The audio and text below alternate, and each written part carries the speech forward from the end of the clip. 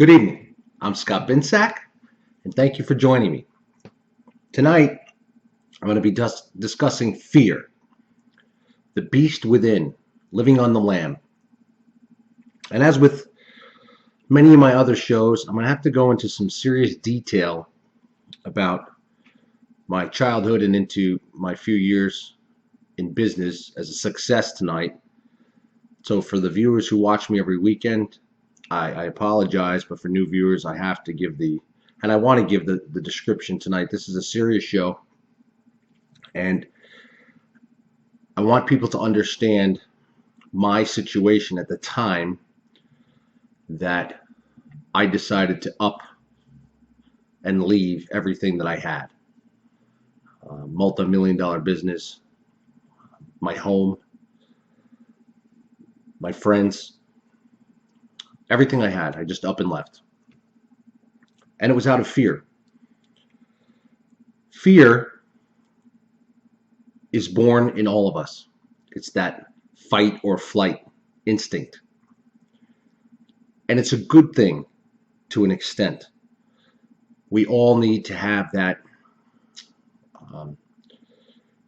red flag sensor within us that senses danger. It's like if you walk into a bank and someone pulls out a gun suddenly on you and you're at the teller trying to make a deposit. Your first reaction is to run.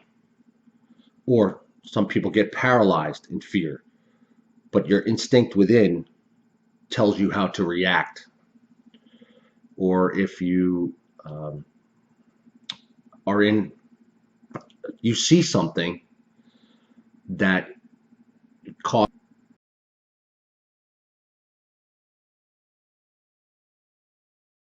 the human, within all of us, is that fight or flight instinct. However, I think that most fears, and not the good fight or flight, because everybody needs that. That's key in everybody's life. You want to sense danger. And it's in animals, it's in human beings, it's in all living beings. The fear I'm going to discuss is a combination of the fight or flight instinct that's built into all of us, as well as the fear that I believe is from unfinished business in our brains.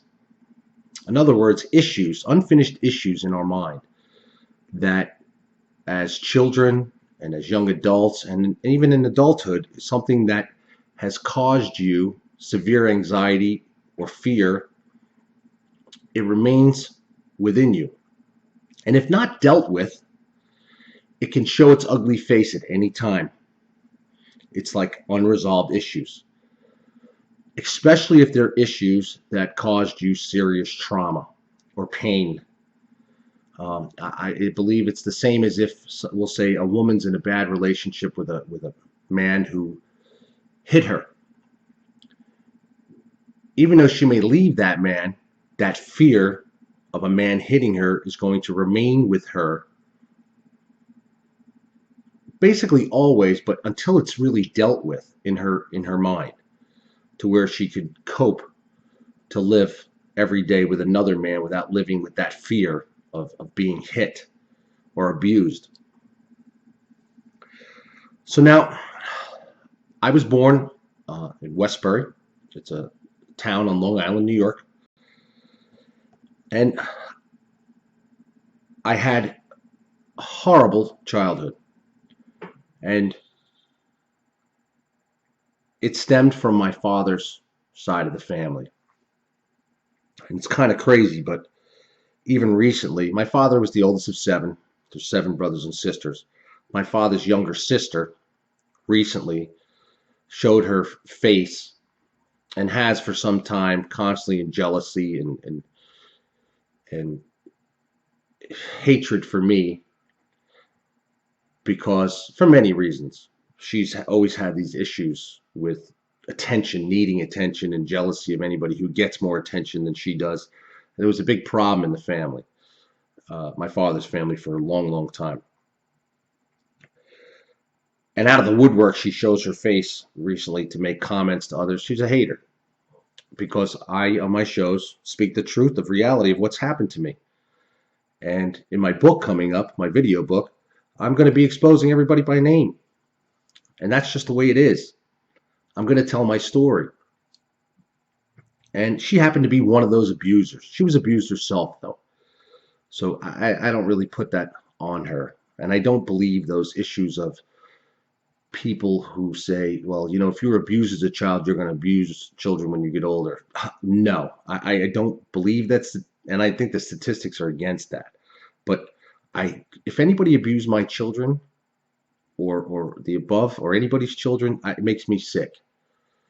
If it was up to me, I think child molesters would be put in the electric chair because they usually don't get cured. Not to get onto that other subject, but so here I am, and I was abused from the age of, probably from what I've been told and what I remember, from like age 3 till 14, when I finally left, and then I went out on my own, quit school, went on my own at 16. I lived in my car for a while. Then I moved up with my grandparents in Westbury, and my mother's parents. I opened my own company at 18, self-made millionaire by 23, building homes in the Hamptons. So now with these abuses as a child, I basically ran from home. I had to get out of there. My survival instincts, that fight or flight, was I couldn't fight anymore. I was living in constant fear from abuse, both three things: mental, physical, and sexual. And not just by one member of the family, but by overall two main and then two others, so four. And my way of dealing with that was to take that pain and anger and turn it into positive energy. I went to work. I wanted to make something of myself. So when I left home, and I had no fear of leaving, believe it or not, I didn't think about how I would survive. I didn't think how I would live. I just left. I had to leave. I had to go. If I stayed there any longer, I would have ended up dead for many reasons.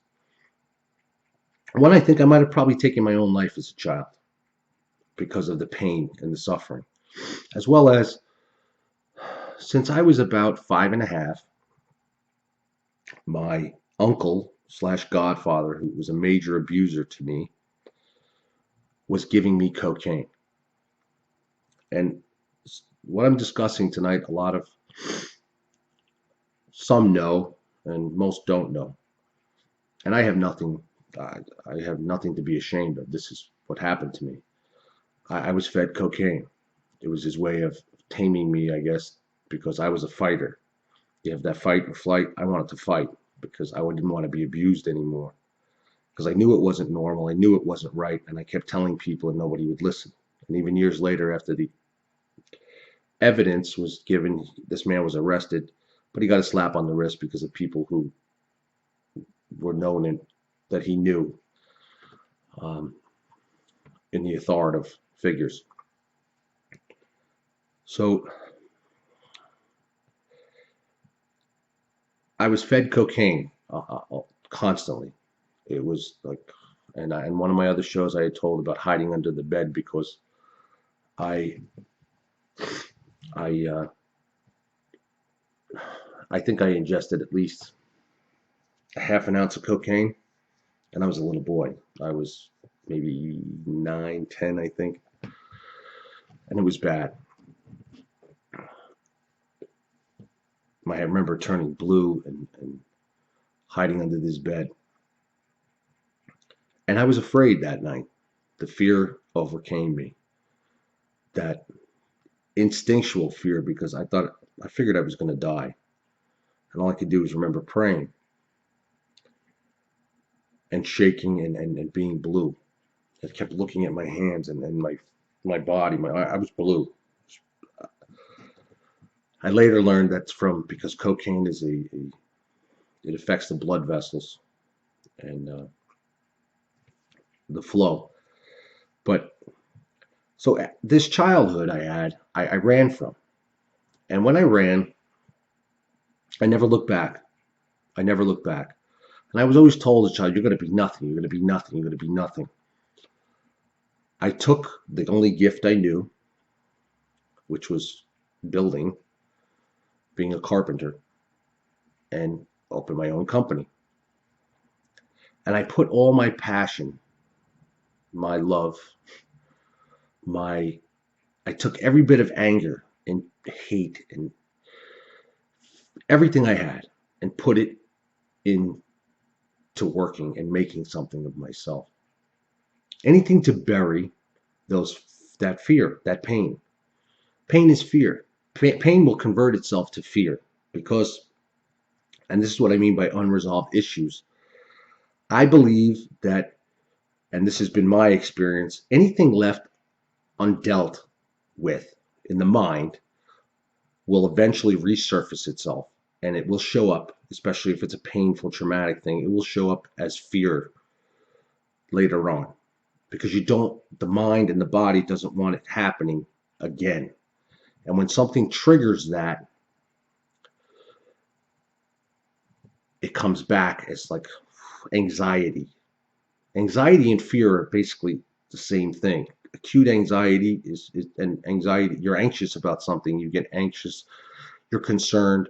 It's fear. So now here I am. I become successful, and I left all these painful memories buried, buried. And I'm 26 years old. My company's 12 to 14 million dollars a year. I have it all. Beautiful home, $1 million fleet of cars, 20 plus employees. I'm married, and now I got to discuss my marriage because I got married at 19 for the wrong reasons. I mean, I was told that a girl I had met, my ex-wife, that she was pregnant within a few weeks after I met her. And I didn't think at the time I wanted to do the right thing. Later on, I came to find out, and as my mother told me, Scott, that's not your baby. Years later, I found out it wasn't my child. But my marriage to this woman was, I was young. We were both young. And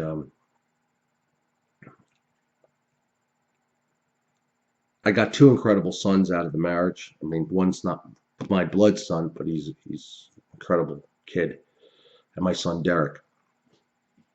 So my marriage at this time is on the rocks. It is just like bad. I knew she was cheating on me. I even had to have a private investigator on her.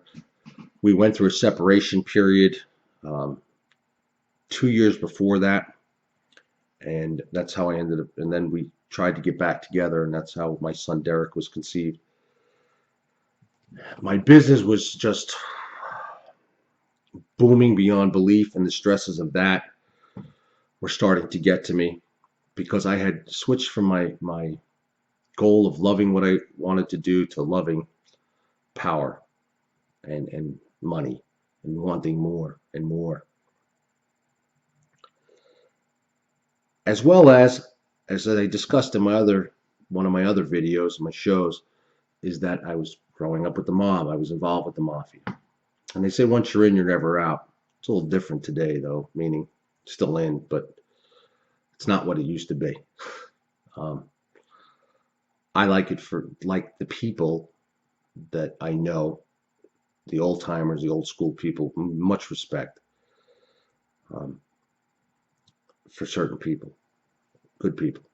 So now at this time, I'm involved with the mob with a man named Tommy D. And the pressures from him at this time were getting out of control, as I discussed in this other video. So all this is going on at the same time. And one incident triggered this flight response for me and the fear, the beast within. And I'll use another word in this, the demons. We all have demons. And I don't mean demons to the sense that everybody says evil. I mean demons of issues we haven't dealt with, baggage, so to speak. And that's why I preach. And this is what I've had to do, um, of facing your inner demons and thus the beast within. So things with Tommy were getting to be where they wanted more control in the Hamptons, where I had control as a major builder. And I refused that. And yeah, I'll use the word. I have balls. And that's a lack. I wasn't afraid. And I'm not afraid of many things because of how I learned to face my fears. But mainly because I just, I'm confident in myself, and that helps with fear. However, at this point in my life, as I stood up to this individual, because I knew other people in organized crime and in the mafia who were more powerful than Tommy and had much respect for me. But at the same time, Tommy was out of control. I was a high earner, as the word earn in the mob. I was making millions as a builder, and I controlled a major part of the Hamptons as far as construction.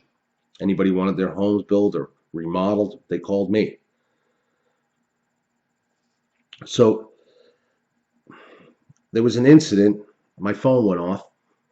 I was at my house on the water, and Tommy says, "I need to talk to you." I said, "Okay, where are you?" He says, "I'm down the street."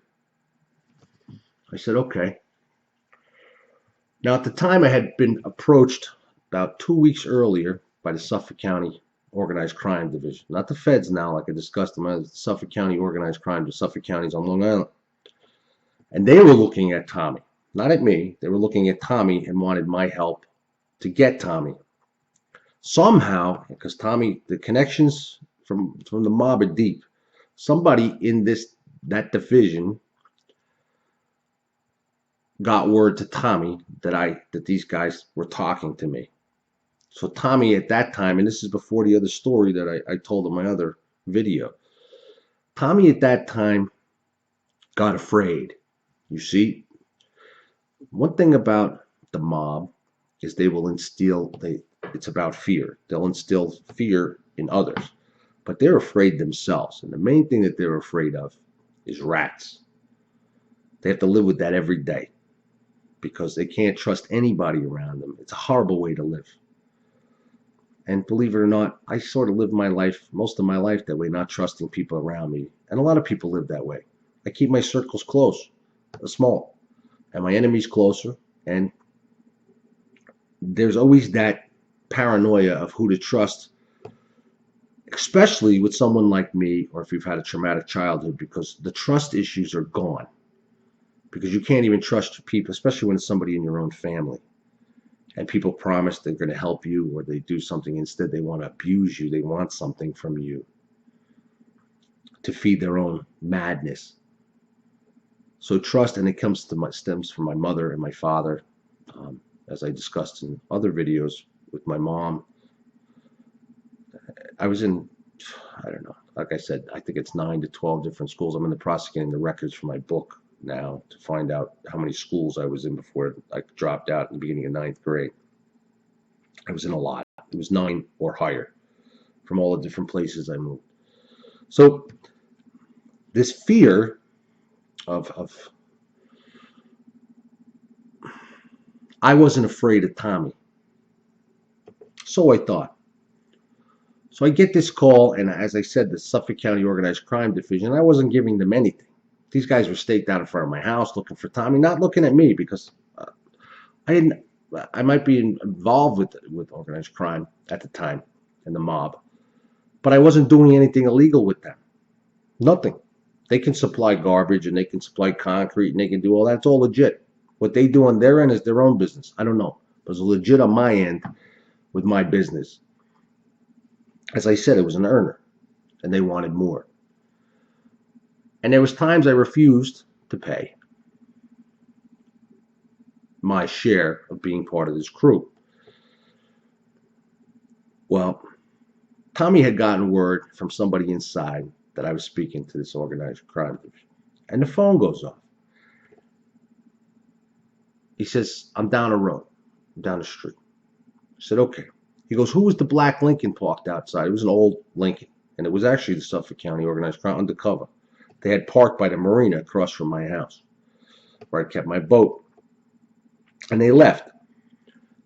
And I actually called him. I said, what are you doing parking in front of my house? He said, anybody sees you out there and they identify you as an undercover cop, detectives, that's all I need. I said, I'm going to have Tommy. I'm going to have people down on me like crazy. I said, you're too obvious. It's true. Honestly now, this is straight truth here.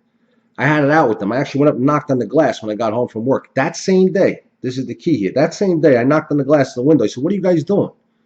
Well, you said that we could cut. I said, listen, you make this too obvious, and nobody ever parks here in front of my house because my house faced the bay and then the ocean on the one side, and there was a small marina on the bay side that comes right directly across from my house. Nobody parked in front of my house. I had cameras on my house, and what the story I'm about to tell you is on camera, and I still have it because it was on the DVR, and I'm going to be using it for my book. So I knocked on the glass. I said, what are you doing? And the guys, I said, you guys are too obvious. I said, anybody sees this, I said, I could end up dead. They apologized, blah, blah, blah. They pulled away. Not even 15, 20 minutes later, the phone goes off. He goes, what are you doing? I said, what do you mean, what am I doing? He goes, I'm down the street. He goes, like, we need to talk. Okay. He goes, I'm not coming up. He goes, I don't want to disturb the children. I have babies in there. My son was only 2 years old, Derek. He goes, well, come meet me out front. Okay. Now, this is uncommon. Tommy's never asked me to meet him out front in my house. He'd always come upstairs and come, because my house was on pilings on the ocean. He'd come up the steps and come up there, and I'd see him in the cameras, and he'd come up. So here I am in the driveway. I'm standing there in the driveway, and he pulls up, and he has a brand new Lincoln at the time. Pulls up, gets out of it, parks his Lincoln, gets out, and he says to me, he goes, you're talking to detectives in Suffolk County. I said, I'm straight. I said, they approached me. I said, they want information on you. I said, I'm giving them nothing. He says, how do I know that? I said, listen, Tommy, I'm not giving them anything. I don't want anything. I got nothing to give them. I know nothing. I see no evil, hear no evil. He looks at me, and I never saw him like this before. And this is why you never know people. I never saw him like this before. And I've seen this man do a lot of things. And he harmed a lot of people that I never agreed with. A lot of times. Never agreed with. Not because he made me see it. There was a reason. As I said, they tried to instill fear. And then he says to me, he goes, well, listen. He goes, I need some extra cash. He goes, I want you to give me 50 grand. I said, 50 grand? So what am I giving you 50 grand for? He goes, because I need it. I said, I'm not giving you 50 grand. I said, I'm not giving you 50 grand. I said, you need 10 grand, I'll give you 10 grand.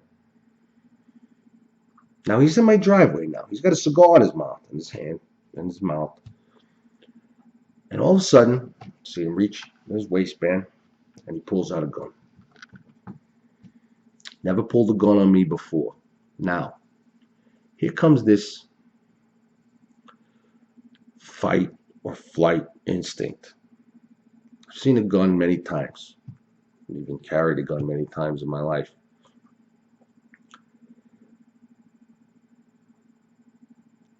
And he points it at me.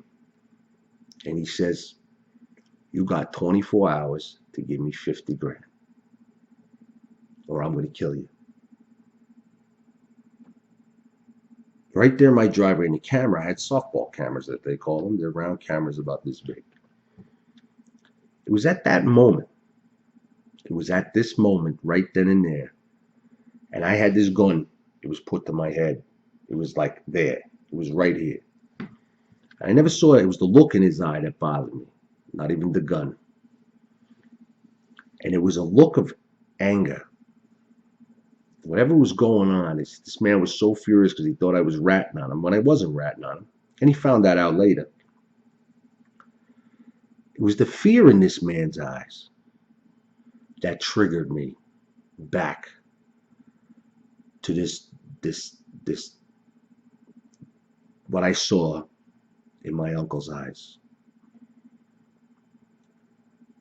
and in another family member's eyes. And I saw it in my father's eyes many times when he used to beat me up as a kid. My father's a cop at the time, an ex-cop then after that. My father stopped beating me when I took a bat to him one day. I wasn't going to get hit anymore. Right then and there, in that driveway, I was paralyzed. And I was never paralyzed since I was a kid. And let's see, I was 26, so 16, 17, 18, 19, 20, 22, 23, 24. It's like 11 years earlier, I've been gone and away from that fear, any fear. Nothing could stop me at this time in my life. All these years, I kept working and working, becoming successful, doing everything that everybody told me I couldn't do. I did. I took every bit of anger and hate and pain I had and defensiveness, because I constantly was defending myself as a child. They said, this didn't happen, this didn't happen. And then even when I proved it happened, and the man got locked up for it, and then I proved it on tape from another family member, and I still have the tape. It's going to be part of my book, where my father's youngest brother, who's now a convicted pedophile, and I'll say that because I'm not embarrassed, because the man should be shot if you want to know the truth. But at least he's on Megan's list and under control.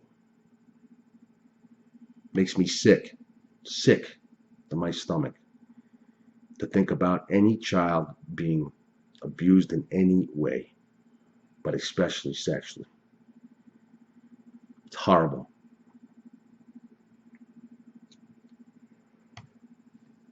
It was at that night, right there, and with all the stresses I had going on, and my business just, it was crazy. We were owed millions of dollars. There was millions of dollars worth of jobs going on. I just opened $1 million office in West Hampton Beach.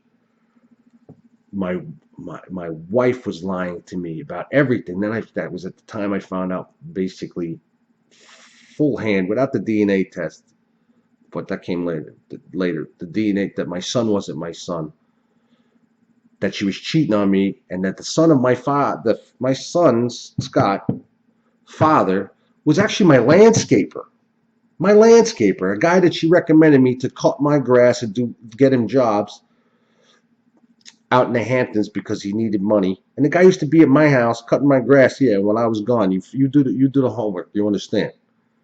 In my home with my wife, and this is the guy she had screwed before we had gotten together. She saw that I was a kid going somewhere, a guy going somewhere, had my own business, vehicle, etc. Latched on to me. And all the things I tell you, by the way, I have forgiven, and I have no anger or bitterness against her or anybody. Tommy, nobody. And that's part of who I've become, and I've learned how to forgive. And we'll get into that. But so this gun is in my face, and he was dead serious. This man was dead serious. And I know what this man was capable of doing. And I don't know the exact count, but this man had bodies under him. Period. No ifs, ands, or buts. This was a serious man.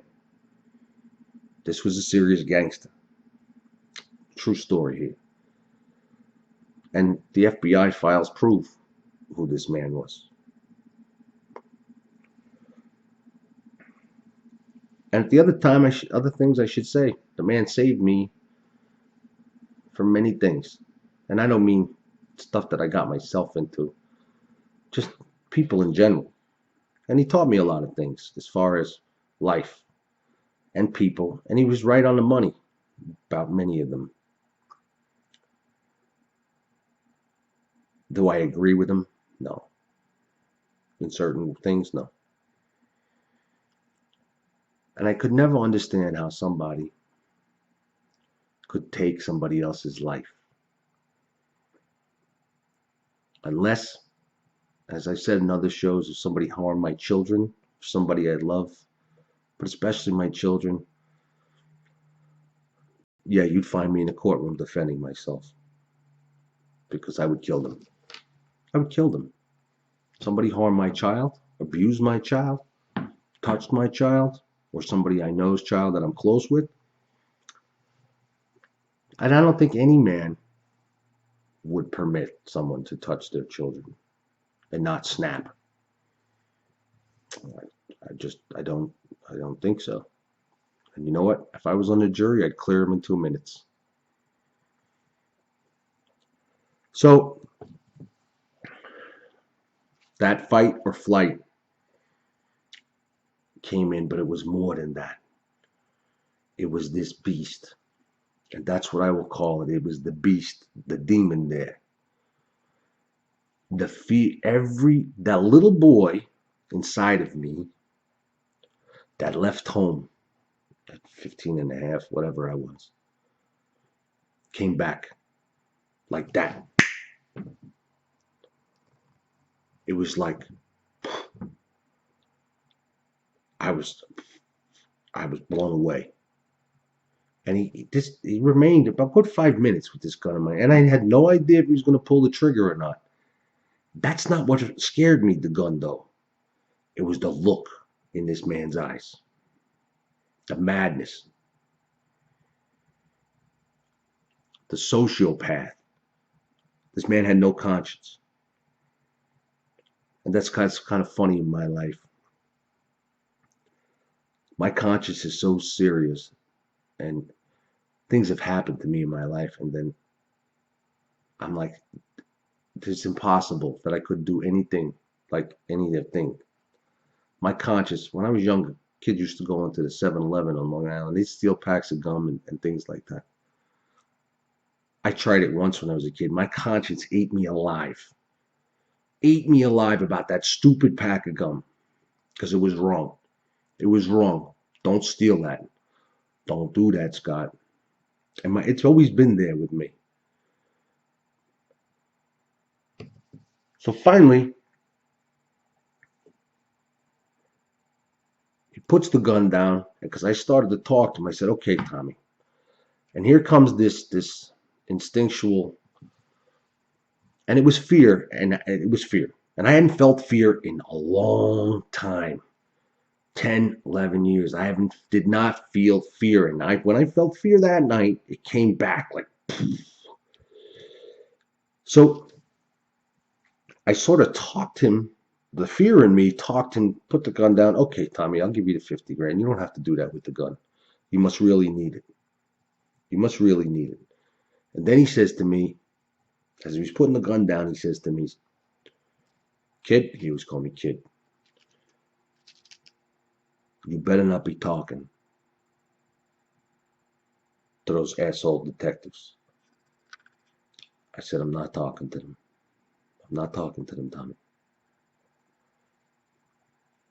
Meanwhile, these guys had wanted me to put a booster in the trunk of my car, because the way my house was, so that they could wiretap my house, so that they could get the conversations with Tommy.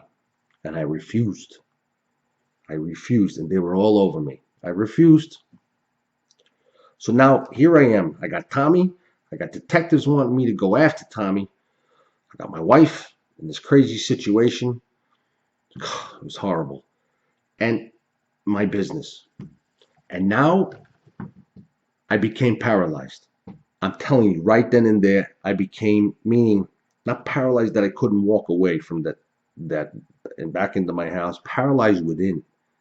It was like all the confidence, all the strength, all the courage was gone.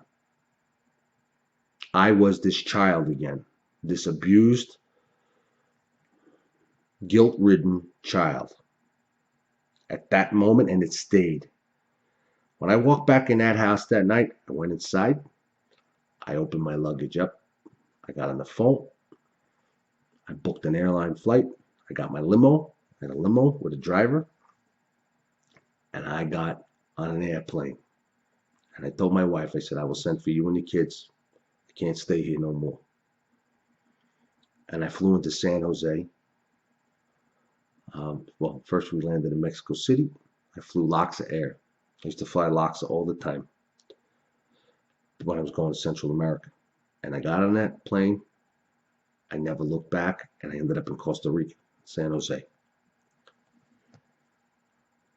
I left it all. I left it all. Here's my wife. My office is calling me the following day. Everybody's calling me thereafter. Where are you? What are you doing? I remember my secretary, Flo. Nice Italian lady. Incredible Italian lady. She was my confidant. She was my right hand man. She was my right hand assistant. Calling me, Scott, where are you? You have an appointment today. You have this. Where are you?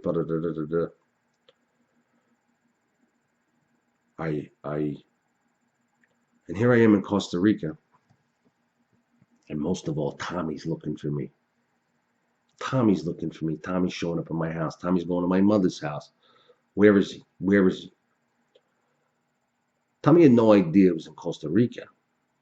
Tommy thought I went with the authorities, and they didn't. The Suffolk County Organized Crime Division. They're nobodies compared to the feds, and they could never get Tommy.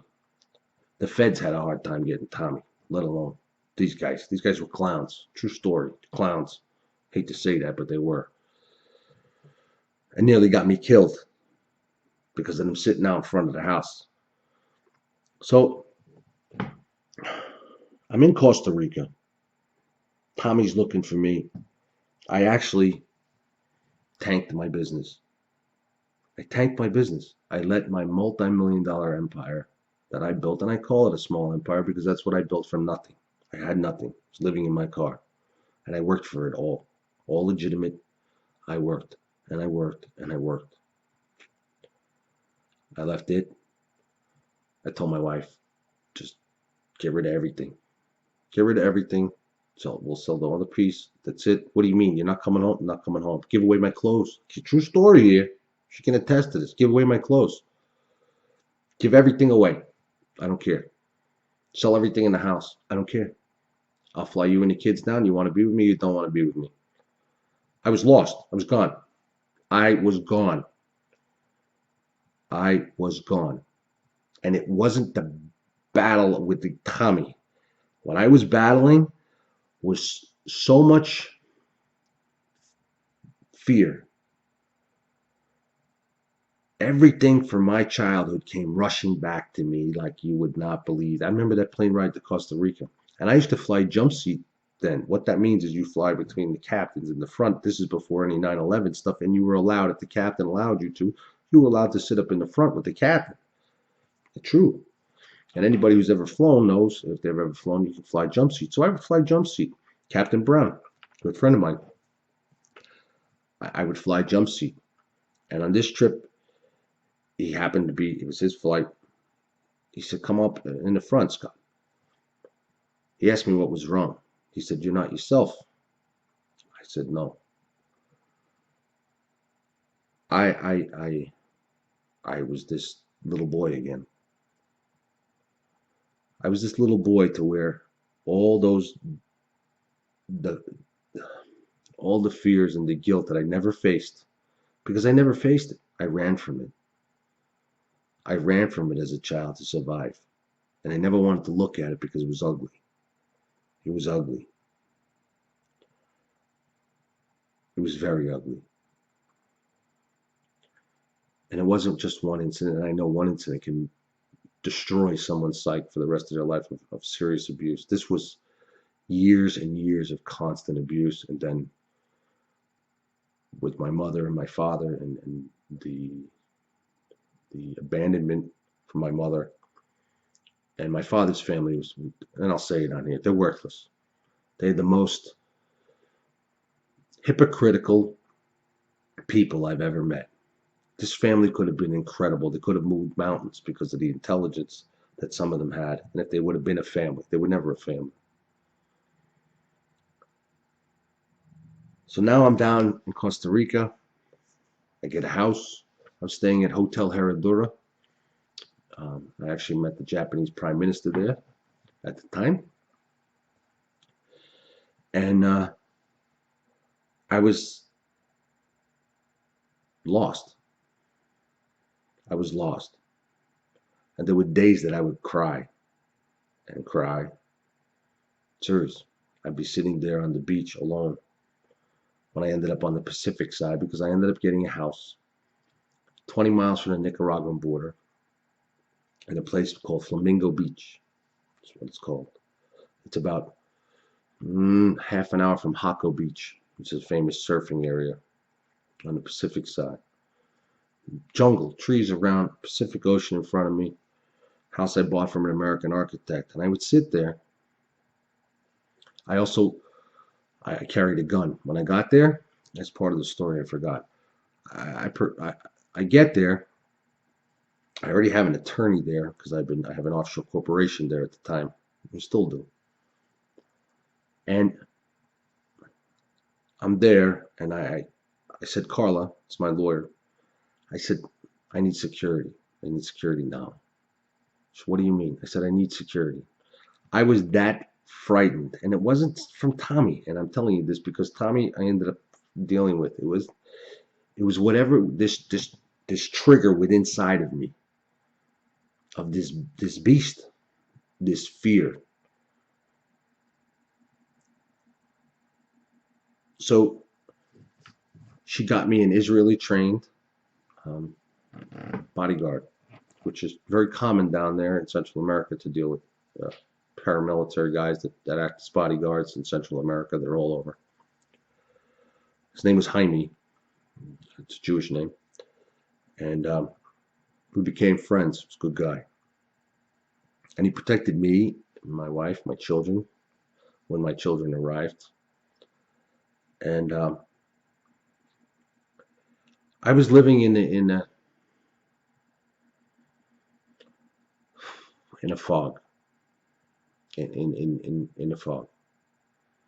And I didn't even realize that I tanked my business. I just let it all go. And my wife said, what the hell's wrong with you? I was paralyzed within. I was walking around like I'm gonna say, like a fucking zombie. Excuse the French, but that's the best way. And I couldn't snap out of it. I couldn't snap out of it. I couldn't. The only place I felt safe was there in where I lived, and it was a sanctuary for me. And it was there that I hit my rock bottom. The depression, serious anxiety, panic attacks, depression set in. And then in Central America, I have a gun permit to carry a gun. Anytime you own an offshore corporation and you're established and you can prove your you can get a carry permit. It's not so much like the United States. So I always had a 9mm on me at all times. Plus, you need one there at that time, especially because there was, many different things going on, especially with Nicaragua, people coming across from Nicaragua, the bandits and things like that. Whatever, but that's not the carrying any type of money. It was there, and I can remember it. I was drinking every day to oblivion. I was eating Xanax, anti-anxiety pill. I mean, I was a mess. I was a freaking mess. And little by little, it was setting into me that I just abandoned my company, multi-million-dollar company that I worked day in and day out to create. And I was on this hammock on my porch, and the stars used to be so clear there. In Costa Rica, it's like you could reach out and touch the moon and the stars. It's so close to the equator, so you're like, and there's nobody around where I was. And my wife and I were going at it. It was horrible. She was horrible to me at the time. I learned then she only cared about money too. Everything was about money. What about our house? What about this? What about that? What about this? Da, da, da, da, da. Meaning, she didn't want to be away from that life. Me, I was content on the beach and in the jungle of Costa Rica. My kids loved it too. That's where I taught them how to swim, really. swam in their oceans there. Even though we had ocean at home, this was different in the Pacific and the waves, and taught him how to body surf and things like that. And Derek was a little boy. He was 2.5, 3 years old. They learned about nature, and we'd wake up, the monkeys would be in the trees, parrots flying all over the place. Beautiful place. But it was there, and when I needed someone, I had nobody. My ex-wife wasn't there for me, and this fear was real. And I had to figure it out, and I'm the type of person that I have to figure things out. I have to, within me. I'm like my own doctor, so to speak. And if I don't know the answers, I'll find it. And I will talk to psychiatrists, psychologists, etc. And I did after this fact. Meaning not to get help, but to explain my story. Friends. And it was there. I was in this hammock, and I was drinking Absolute and grapefruit. I had grapefruit trees in my backyard. Fresh grapefruit juice.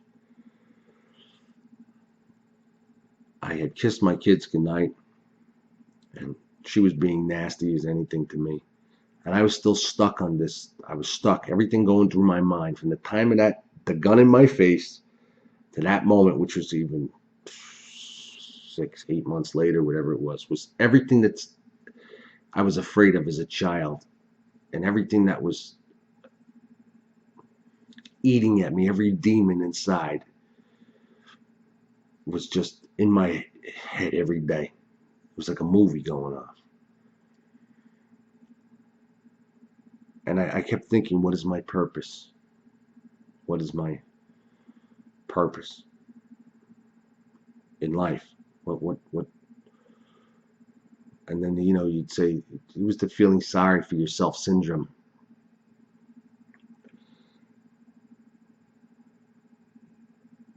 And I couldn't get any attention from my wife, even just to talk. And I knew that was going nowhere. And that's not what I was upset about. I knew that a long time ago. And then, as I said, reality was setting in that I gave up my business. I gave up my business. I left everything. My house was sitting abandoned at this time in Long Island. My mother wasn't even speaking to me, as I discussed in other shows. But it was funny that night. I went into my wife and I said, I think it's time for me to go. She rolled over in bed. Nothing. I went out on the porch, and I was 26 at this time. Yeah, 26, 27, somewhere 26. I'm doing this outline for my book, so I'm getting the dates and things right. I'm horrible with dates and times since my auto accident. So I took my gun and I put it in my mouth like this.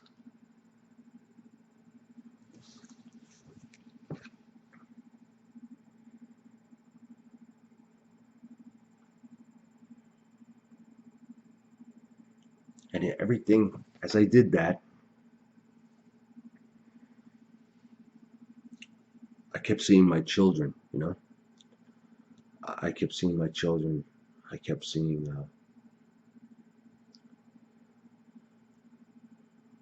the good in life and the good things I knew. And that started to flash in me just at that second in time. And I said, and I'm doing this, and I'm like, Scott. And then there was the other part of me, this fear. And it was the fear of the unknown. And it was the fear mostly, the unknown of how to deal with these issues from my childhood. This little boy, I'm telling you, I was this frightened little boy inside. And I'm man enough to admit this. And I'll never forget that night. Those stars were as clear as day. And I was looking up and I had that gun in my mouth.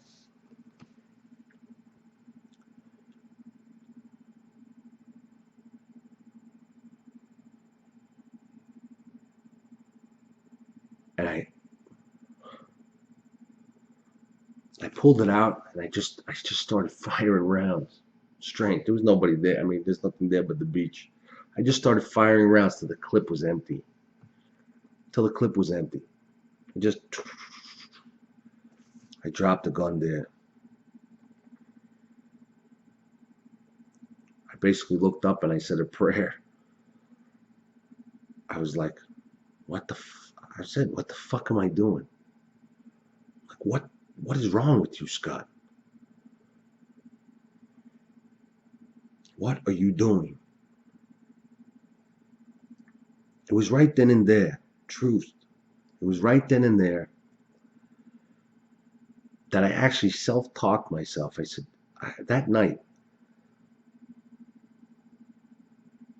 I identified within myself, and this is a key with all fear, and that's part of this video that I'm going to teach you, is you must identify your fear, what you're afraid of. That's the first thing. You have to identify it.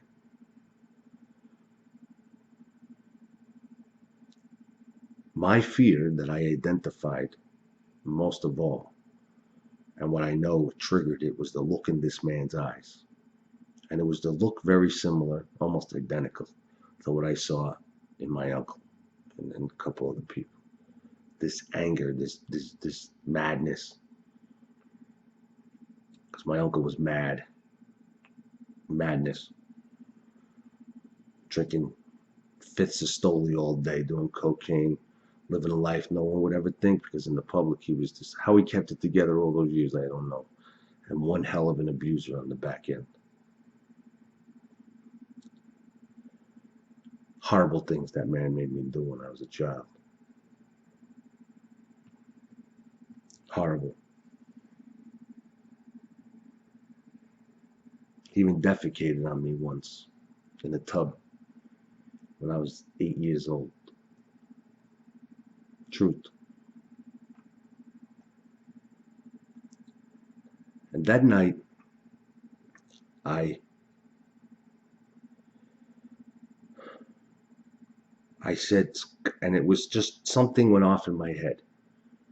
And as years later, and I died in an auto accident, I know what it is. It's the soul.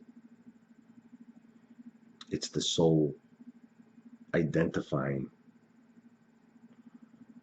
Okay, you're here now, and I had to do this again in my lifetime, once before. Later on, sometime to come, I will get into that. But I was like, what the fuck is wrong with you, Scott? You had all these things and you just imploded it that fast, that simple, on this fear. I identified the fear. And one by one, and I used my time in Costa Rica, after that night, the beginning that night and then thereafter, there was no more vodka. There was no more wallowing in my sorrows. There was no more, okay. It was now, I'm going to attack this beast one by one of everything that happened to me as a child and by the people that did it to me. And I say, what am I afraid of? What is there to be afraid of? They can no longer harm you, Scott. They cannot harm you anymore. There's nothing to be afraid of. And I had to, at this time, learn to forgive other people. As mad as they were and the horrible things that they did, I had to search from the time I remembered anything and go through them one at a time. And my wife, even after those gunshots went off that night, she didn't even come outside to check to see if I killed myself. She could care less. She could care less.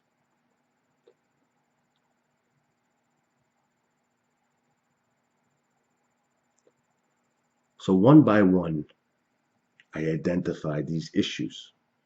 And there was a beast inside of me.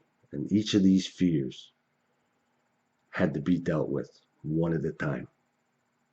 And I identified them And this is what you must do if you have fears, no matter what they are.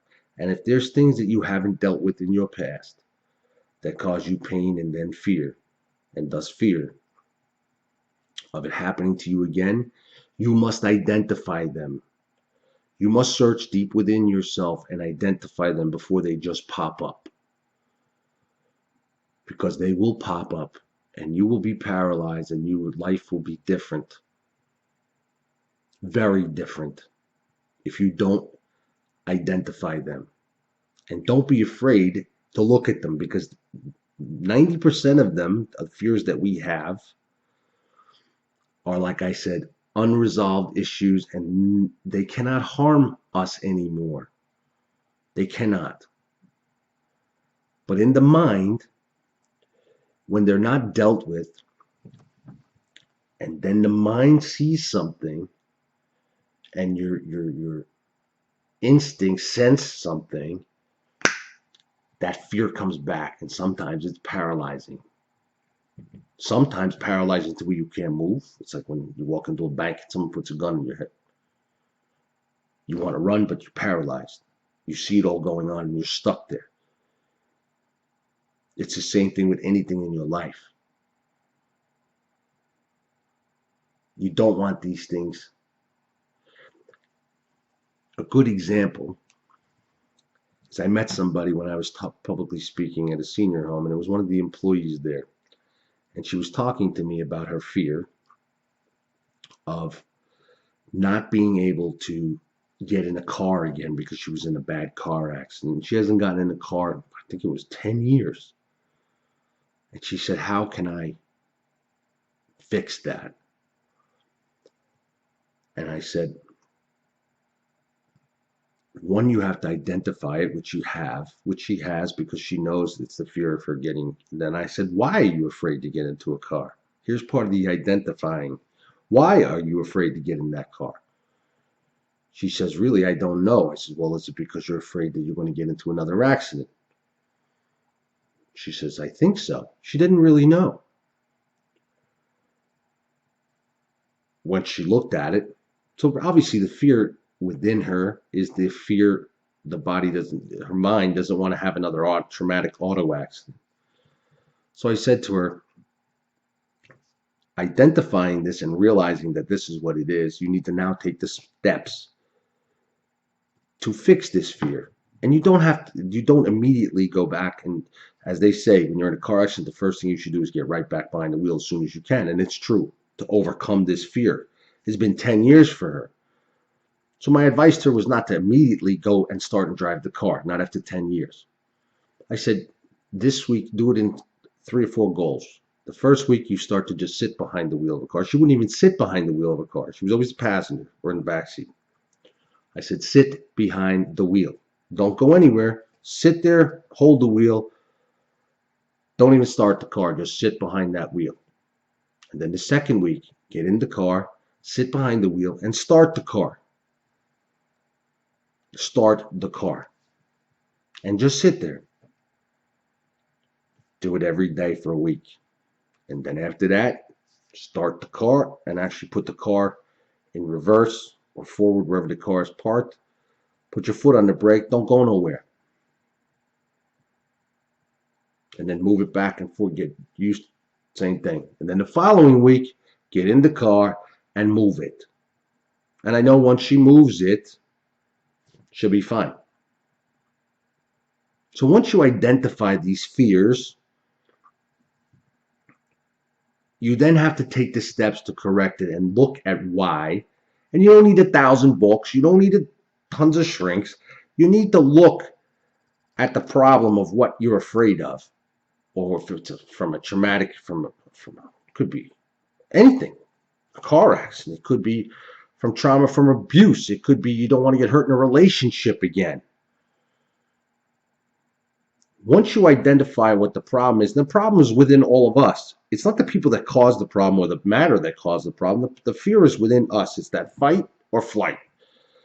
But then there's the other part of the fears, as I said.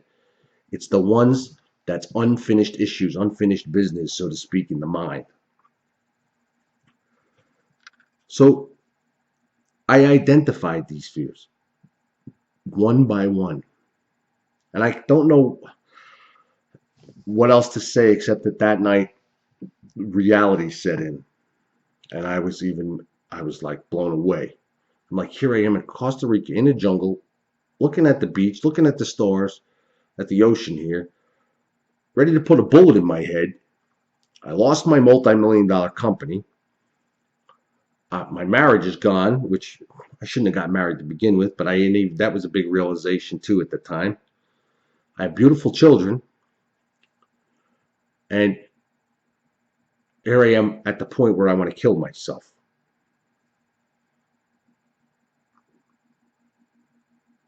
And I caused it all myself. I caused it all myself.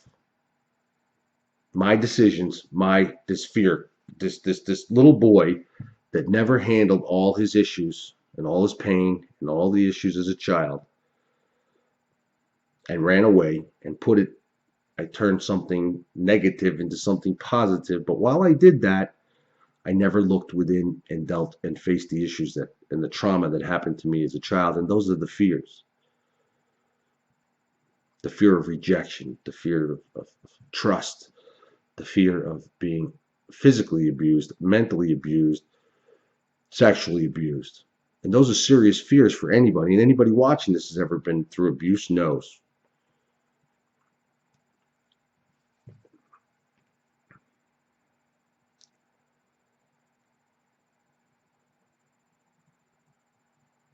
And it's a big beast.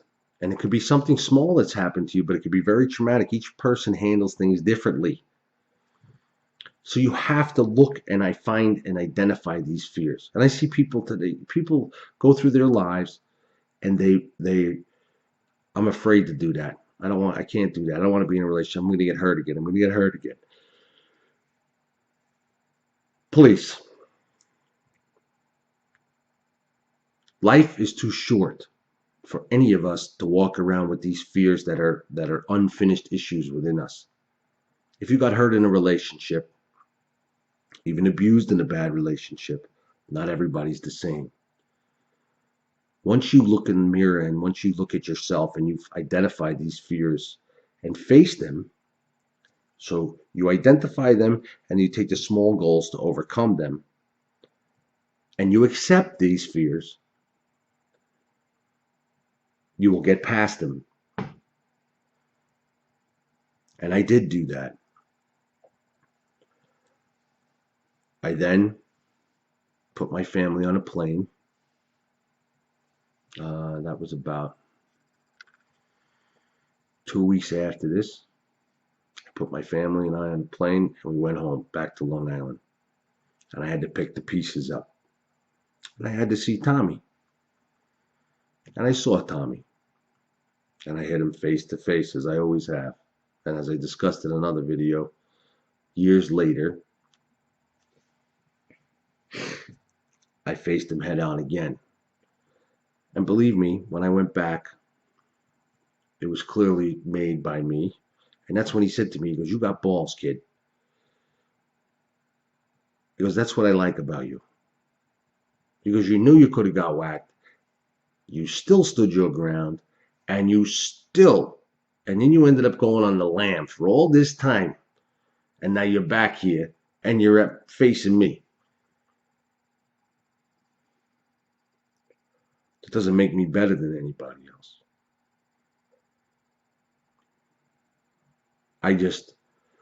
I will never allow fear to grip me like that again. Never. Because I imploded. And it was a serious beast I had to face. A serious beast. And we all have them, the hidden demons within us. And that's not a bad thing when I say the demons again. We have these beasts. And you have to identify them. Remember something. We manifest fear. Now, the fight or flight characteristic is built into us as human beings. But the other half of it is we manifest fear. We create it in our minds. Because when you really come down and look at most things, what's there to be afraid of? It's like dying. People who are afraid of dying don't fly on airplanes or don't. Well, this is a good example. They're afraid of flying. Why are you afraid to fly? I don't want to die. Okay. Well, do you get up every day? Yes. Do you get behind a car?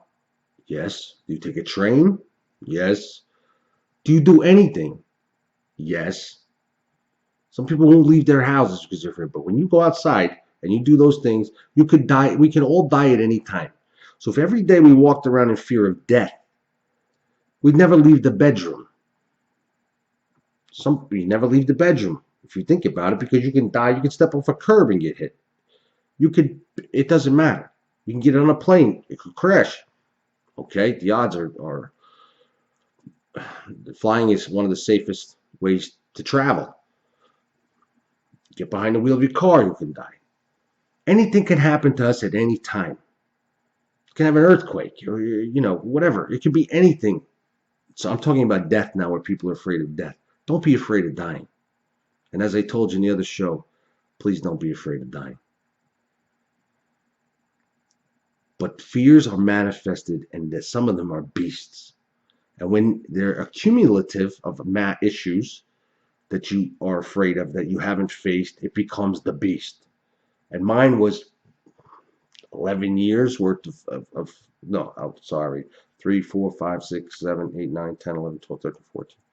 12 years of childhood fears and pain that created this beast. And I could have turned out to be, as a child, when I left home, I could have been on drugs every day. I could have been robbing stores and doing. I went to work. I flipped it. I flipped it.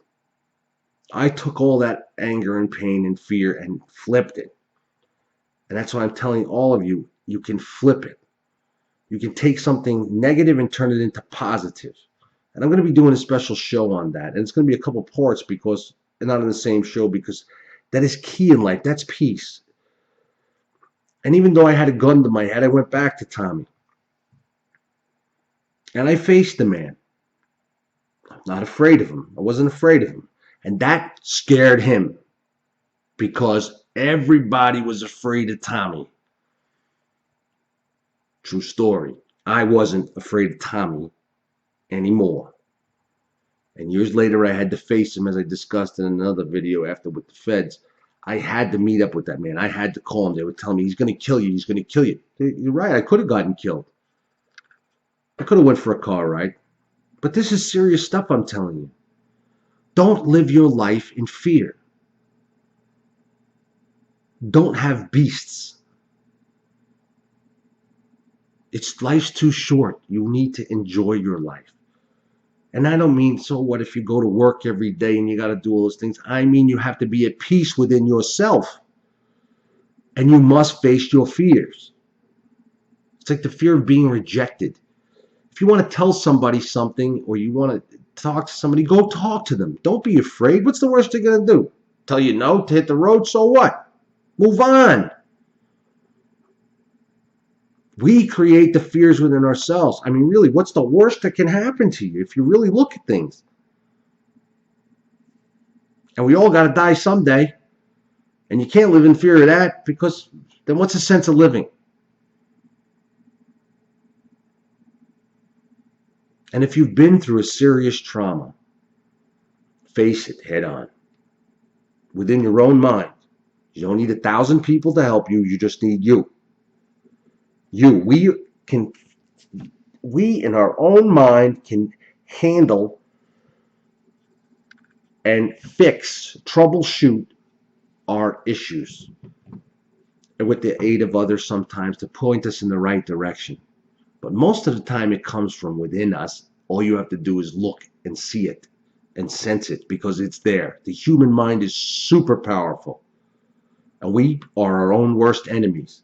And if you can't control the beast within you, it will control you and encompass your entire life and being. Take it from a man who knows. And I'm humble enough and man enough to tell you my story and how I overcome it in the hopes that you can overcome yours.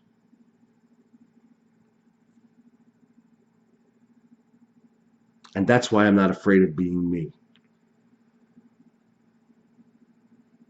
I'm not afraid of who I am. I'm not afraid of what I've been through to tell the world.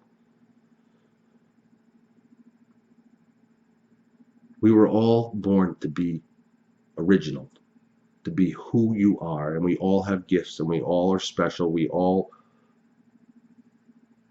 have purpose. Don't allow fears,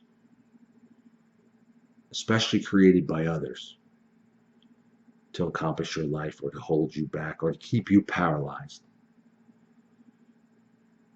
Don't do it.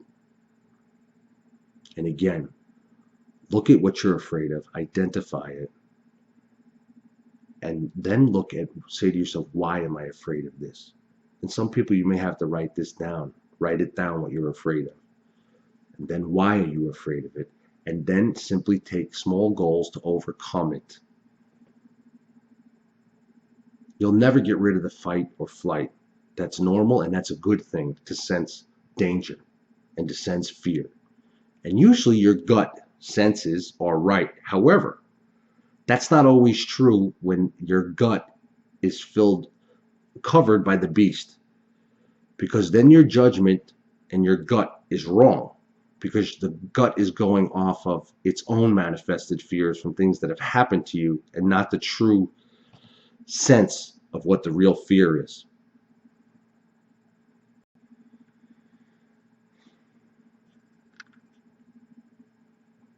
Fear is natural. Just don't let it control you, or it will become the beast.